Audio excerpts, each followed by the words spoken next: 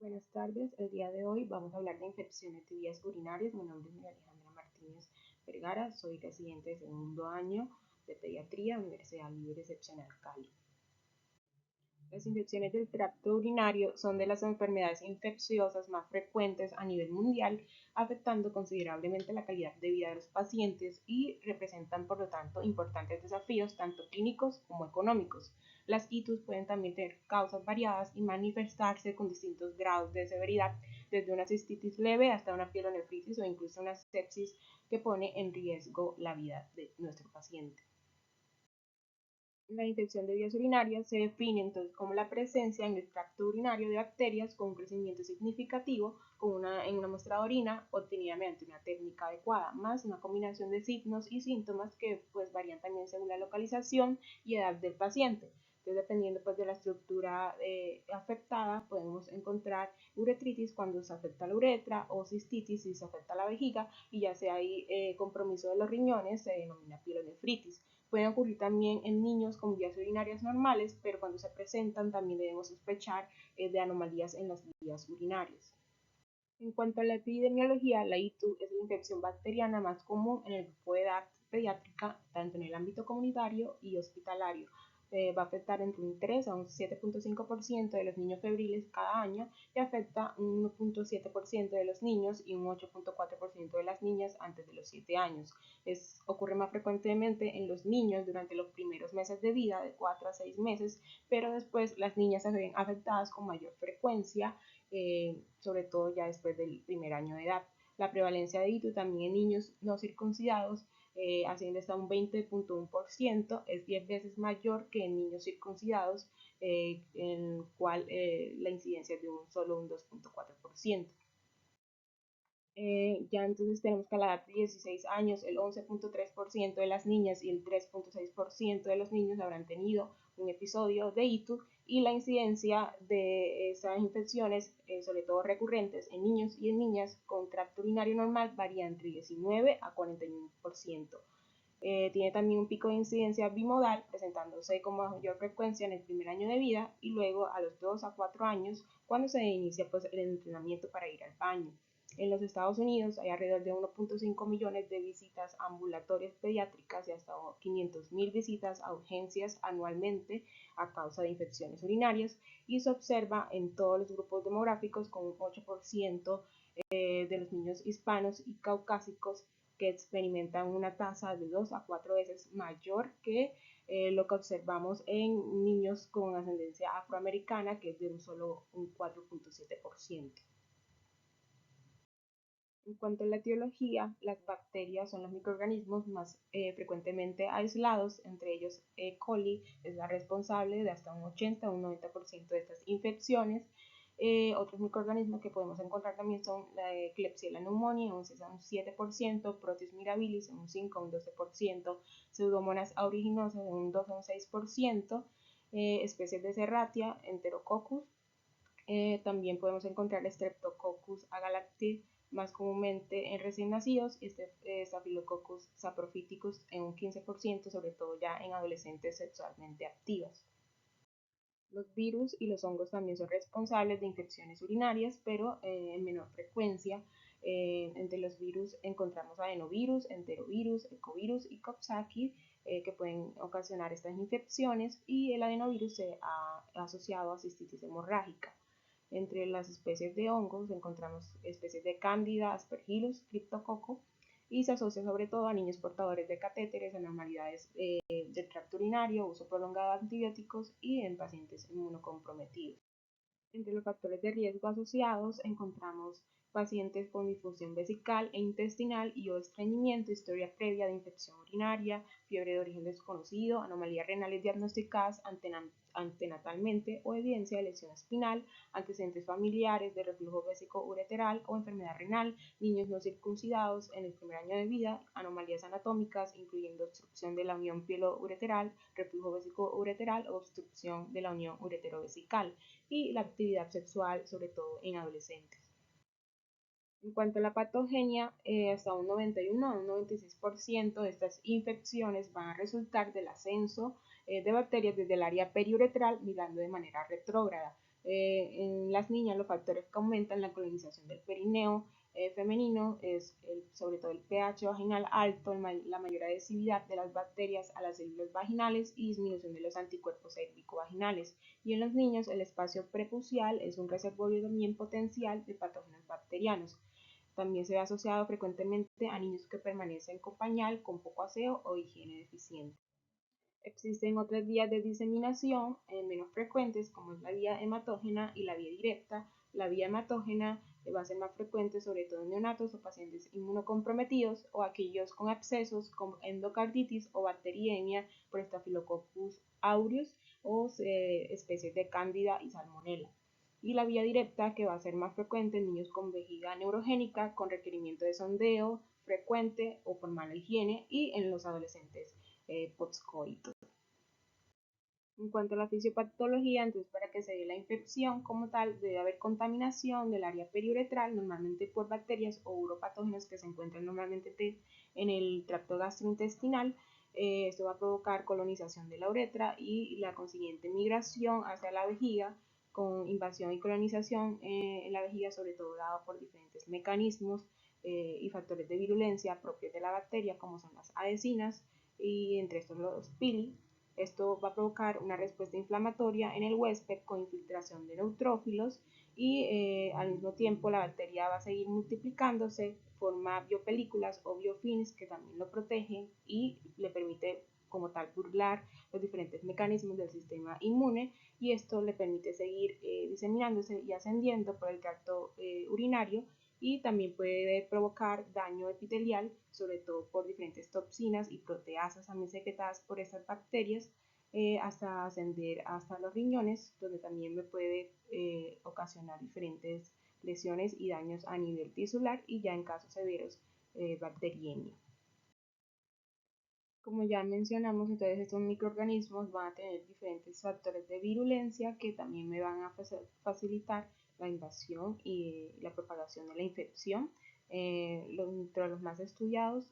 propiamente dichos, del patógeno más frecuentemente aislado, que es la E. coli, tenemos los pilis tipo 1 que se van a unir a urotelio de la vejiga y van a invadir las células superficiales, la hemolicina, que me va a destruir los eritrocitos y otros tipos de células liberando hierro y nutrientes que me van a favorecer el crecimiento bacteriano, y los sideróforos, que son moléculas que secuestran hierro del entorno, esencial para el crecimiento también bacteriano en el tracto urinario, donde el hierro pues va a ser limitado. En cuanto a la clasificación, estas infecciones se pueden clasificar de diferentes formas según el sitio, según la severidad, según la sintomatología. Una de las más usadas es según el sitio, que dependiendo si me afecta el parénquima renal o no. Entonces tenemos que se clasifica en pielonefritis o cistitis. La pielonefritis, que va a ser la infección como tal de la pelvis, y el parénquima renal causa diferentes síntomas como fiebre mayor a 38 grados, escalofríos, dolor en flanco, y también pues va a tener alto potencial de daño renal y cicatrices corticales. Y por lo general también vamos a encontrar elevación de los reactantes de fase aguda. En cuanto a cistitis, esta inflamación se va a limitar como tal a la vejiga o a la uretra. Los síntomas también van a ser más locales o limitados, con síntomas miccionales bajos y ausencia de dolor lumbar, y va a haber menor riesgo como tal de lesiones en el parénquima renal si lo comparamos con la pielonefritis. También se puede clasificar de acuerdo al episodio o recurrencia. La primera infección que siempre nos debe hacer sospechar de anomalías anatómicas, sobre todo en niños menores de un año, y pues en ese caso sería necesario pues una evaluación más exhaustiva, y según la recurrencia que hay que hacer, que es cuando hay 2 o más episodios de ITU en 6 meses o 2 o más episodios en un año, y hay que hacer la diferencia entre recaída y reinfección. La recaída va a ser una ITU por el mismo microorganismo, normalmente en un intervalo de tiempo menor de 6 semanas, y ya la reinfección como tal hace referencia a una ITU diferente por un microorganismo diferente con un intervalo por lo general ya mayor de 6 semanas. También lo podemos clasificar de acuerdo a la severidad en leve y grave. Leve, pues el niño va a presentar síntomas clínicos leves, no severos, y por lo general tolera la vía oral. Se pueden administrar medicamentos también por vía oral, y a menudo afecta sobre todo el tracto urinario inferior y graves cuando ya los síntomas son más severos, con vómitos persistentes, deshidratación o fiebre mayor de 39 grados. De acuerdo a los síntomas, también lo podemos clasificar en bacteriuria sintomática y ya la ITU propiamente dicha. La bacteriuria sintomática se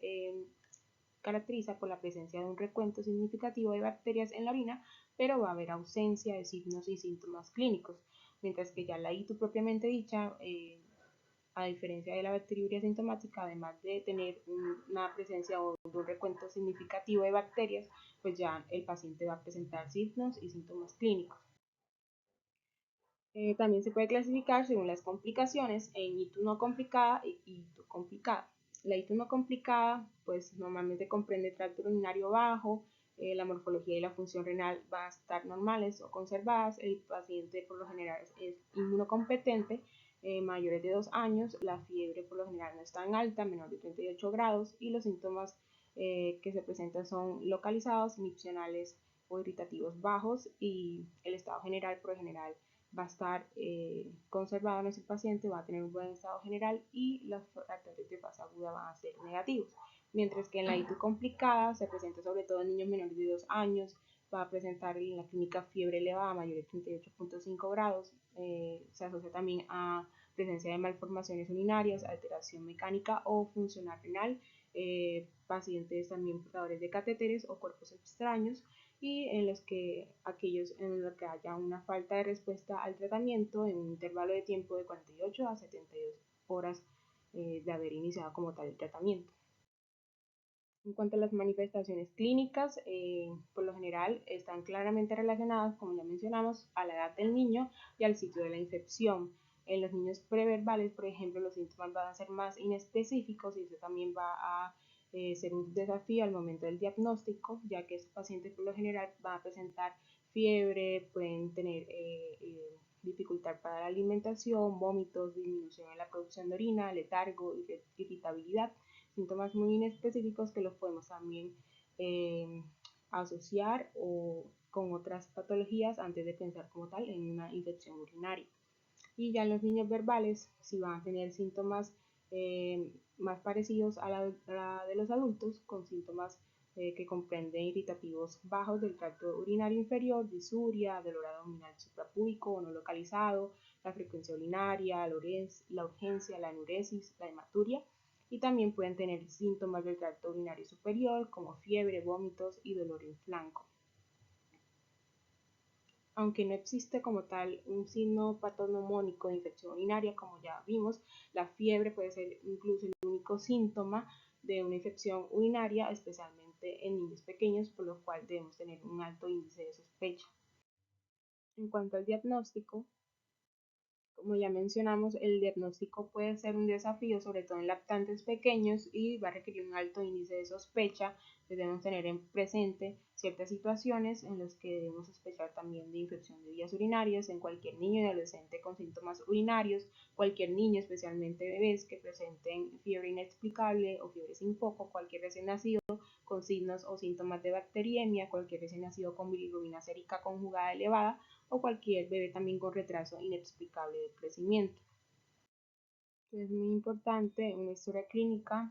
completa, realizar una anamnesis donde indaguemos por historia familiar de reflujo vesicoureteral, litiasis renal o de enfermedad renal crónica, si hubo diagnóstico prenatal de malformación nefrourológica o dilatación de la vía urinaria, historia sugerente de ITU previa o ITU previa recurrente, episodios recurrentes de fiebre de causa desconocida, disfunción vesicointestinal, preguntar también sobre todo en adolescentes por la actividad sexual, retraso pondoestatural o flujo urinario escaso y o distensión vesical. Al examen físico, realizar palpación abdominal en busca de fecalomas, masa vesical o renal, dolor por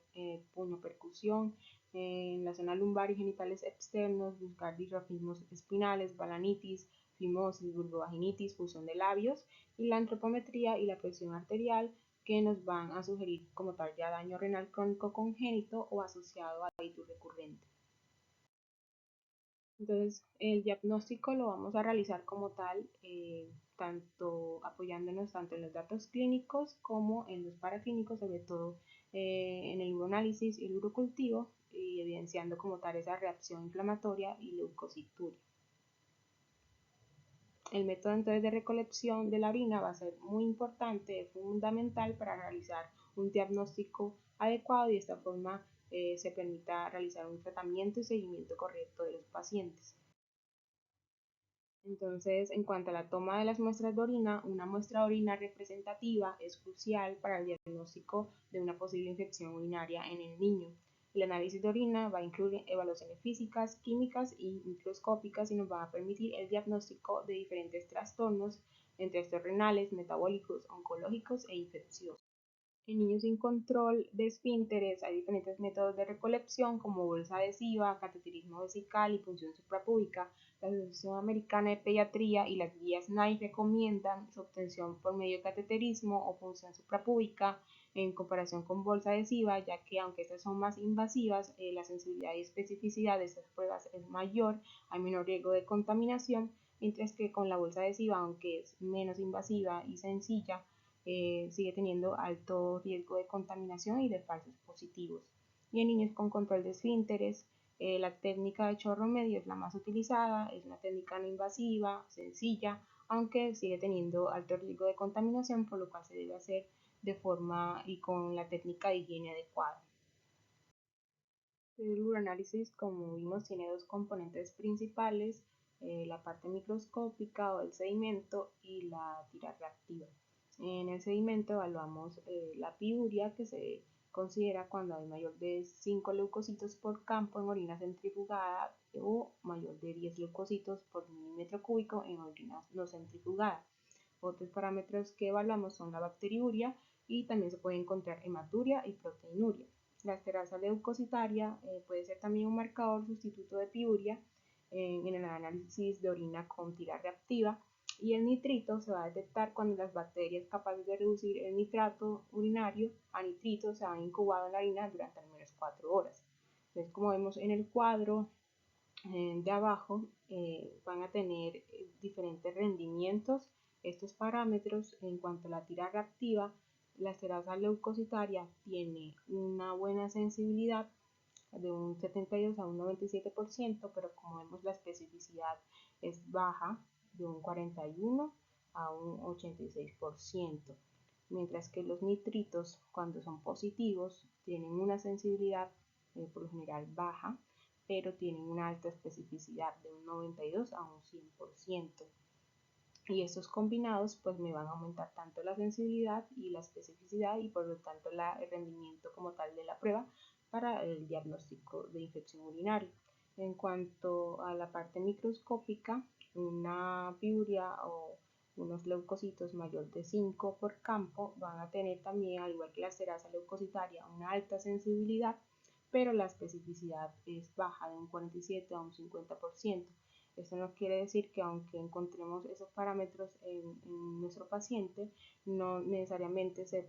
debe a una infección urinaria, sino que puede también estar relacionado con otras entidades. También tenemos, aunque por lo general el uroanálisis y el urocultivo siguen siendo el gold estándar para el diagnóstico de infección urinaria, más recientemente las pruebas moleculares han ganado terreno en este ámbito, ya que el uroanálisis y el urocultivo van a tener desventajas, sobre todo en el retraso de los resultados, en los falsos positivos y en las limitaciones en la identificación y susceptibilidad de los patógenos. En este caso, tecnologías modernas como la PCR facilitan la detección rápida y precisa de ADN de patógenos urinarios, además me identifican genes asociados con resistencia a antibióticos y de esta forma me van a mejorar y vamos a obtener un diagnóstico más oportuno y un tratamiento también efectivo. Estas son las últimas guías para la prevención, diagnóstico y manejo de infecciones urinarias en los pacientes pediátricos. Las primeras guías fueron publicadas este año, 2024, en la revista JAMA por el grupo de consenso Wiki Guidelines y emitieron diferentes recomendaciones basadas en un grupo o un consenso de expertos, y las recomendaciones también basadas en guías de práctica clínica para pacientes pediátricos en Colombia, que fue también publicada el año pasado y tuvo en cuenta diferentes guías como la Academia Americana de Pediatría, la Escuela Europea, y se emitieron también las diferentes recomendaciones. Las guías recomiendan realizar uroanálisis, glándula urinaria y urocultivo para el diagnóstico de infección urinaria en niños. El uroanálisis es la prueba inicial de diagnóstico para infección urinaria y tanto en menores de 2 años como en menores de 2 años con sospecha de infección urinaria se debe realizar o se recomienda uroanálisis y urocultivo. Se recomienda que el urocultivo de una muestra de orina adecuadamente recolectada sea requerido para confirmar como tal el diagnóstico de infección, dado que este no debe basarse únicamente en los hallazgos del uroanálisis o del gran de orina. En cuanto al uso rutinario de captantes de fase aguda como PCR y procalcitonina, las guías no lo recomiendan, salvo en escenarios como urosepsis, en los que pueden ser útiles como marcadores de gravedad de la infección. Se recomienda utilizar el urocultivo en todo paciente que se sospeche ITU y pues sigue siendo como tal el estándar de referencia actual para confirmar el patógeno etiológico en pacientes con sospecha de infección. Un urocultivo positivo, pero en ausencia de sintomatología urinaria, es decir, una bacteriuria asintomática, no requiere como tal un tratamiento antibiótico ni amerita estudios adicionales para infección urinaria. En cuanto a las imágenes, la ecografía es un estudio costo efectivo que nos va a permitir evaluar localización, parénquimas, peso cortical, tamaño y morfología renal, la morfología de la vía excretora pielocalicial, dilatación y ecogenicidad de la orina, la morfología de la pared de la vejiga, unión ureterovesical y ecogenicidad. Se pueden encontrar anomalías hasta en un 15% de los pacientes y entre un 1 y un 2% van a requerir una acción inmediata. Las guías NICE lo recomiendan después del primer evento de ITU febril en niños menores de 6 meses o en aquellos mayores de 6 meses que tengan ITU recurrente, y la Academia Americana de Pediatría recomienda realizarla después del primer episodio de ITU febril en niños entre los 2 y los 24 meses de edad. La cisturetrografía mipsional sigue siendo el estándar de oro para diagnosticar reflujo vesicoureteral y los diferentes grados. Las guías NICE lo recomiendan en niños menores de 6 meses o niños entre 6 a 3 años con hito atípica o recurrente o con malformaciones renales como reflujo vesicoureteral, y la Academia Americana de Pediatría lo recomienda realizar entre 2 a 24 meses de edad después del segundo episodio de hito febril o después del primer episodio con malformaciones renales o historia como tal de reflujo vesicoureteral. La gamografía renal con DMSA es el estudio de elección para el diagnóstico de cicatrices renales. Está indicado sobre todo en infecciones urinarias recurrentes, infecciones que recursaron con septicemia, sospecha de afectación renal por alteración de los parámetros urinarios o hallazgos anormales en ecografía y cisturetrografía mipsional. Las guías NICE y APP como tal no lo recomiendan después del primer episodio de hito febril como rutina, y solo las guías NICE recomiendan su uso en niños de 4 a 6 meses después de hito recurrente, y la APP como tal no lo incluye entre sus recomendaciones, sobre todo pues este estudio sigue siendo costoso, invasivo y expone como tal al niño a la radiación. La resonancia magnética con o sin contraste también es útil para revelar cicatrices renales tardías, pero va a ser menos efectiva para la detección temprana de la enfermedad, y podría ser también una alternativa a la gamografía con DMSA, evitando de esta forma la exposición a la radiación. En cuanto a los criterios de hospitalización, lo que nos dicen las guías es que se debe hospitalizar a todo niño menor de 3 meses que presente fiebre elevada mayor de 38.5, sobre todo en niños de entre los 3 a 6 meses de edad, persistencia de fiebre posterior a 48 horas de tratamiento indicado, afectación de estado general o aspecto tóxico, que presente vómito, intolerancia a la vía oral, deshidratación, mala perfusión periférica, elevación como tal de los reactantes de fase aguda, alteraciones electrolíticas o de la función renal y deficiencias en el cuidado por parte del cuidador o dificultad para garantizar como tal el tratamiento y seguimiento del paciente. En cuanto al tratamiento, tiene como objetivo eliminar como tal la infección, prevenir la enfermedad sistémica y reducir pues las posibles complicaciones a largo plazo. La elección como tal del tratamiento oral y parenteral se basará en la edad del paciente, la sospecha clínica de urosepsis, el rechazo de los líquidos, alimentos y medicación oral, vómitos, diarreas y la presencia o no de pielonefritis complicada. En recién nacidos y lactantes menores de 2 meses de edad se recomienda como tal el tratamiento antibiótico parenteral debido a la mayor incidencia de urosepsis y pielonefritis grave. Los días de tratamientos en cistitis simples se puede tratar con 3 a 5 días de antibióticos y la elección del antibiótico es importante para esto, reconocer como tal los patrones de resistencia locales y tener en cuenta también los cultivos previos en aquellos pacientes que tengan historia también de ictus recurrente.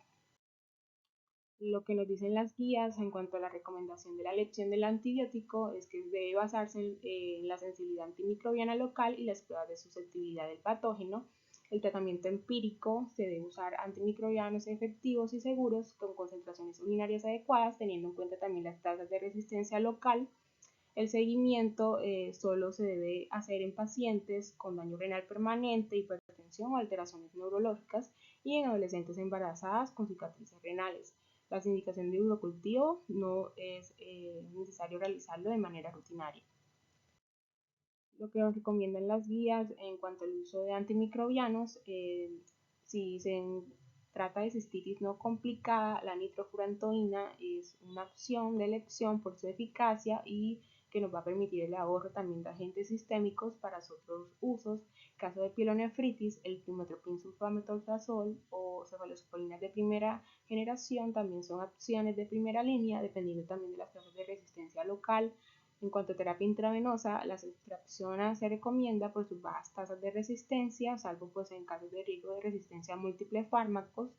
Y si ya tenemos factores de riesgo nosocomial asociados, se debe usar agentes antiseudomonas solo en pacientes que tengan riesgo elevado. En cuanto al uso de carbapenémicos, son razonables en casos de inestabilidad hemodinámica y sospecha también de beta-lactamasas de espectro extendido.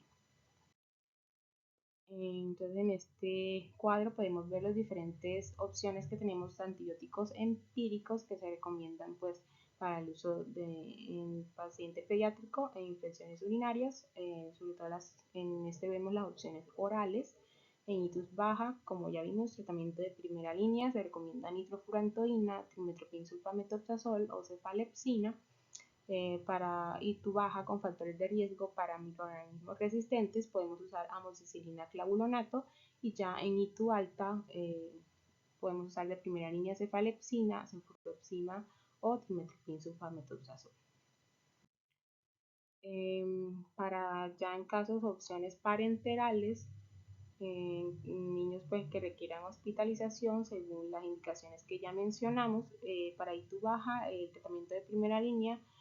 las cefalosporinas de primera generación, como ya mencionamos, cefazolina, o podemos usar tratamientos de segunda línea como amicacina o gentamicina. En itus altas de primera línea podemos usar también cefazolina, cefuroxima y en segunda línea tenemos ceftriaxona, amicacina, gentamicina y ya en ITU alta con factores de riesgo a microorganismos resistentes podemos usar de primera línea amicacina o cefuroxima y de segunda línea trimethoprim. Y debemos como tal realizar un seguimiento al tratamiento antibiótico en las primeras 48 horas según valorando la evolución clínica del paciente.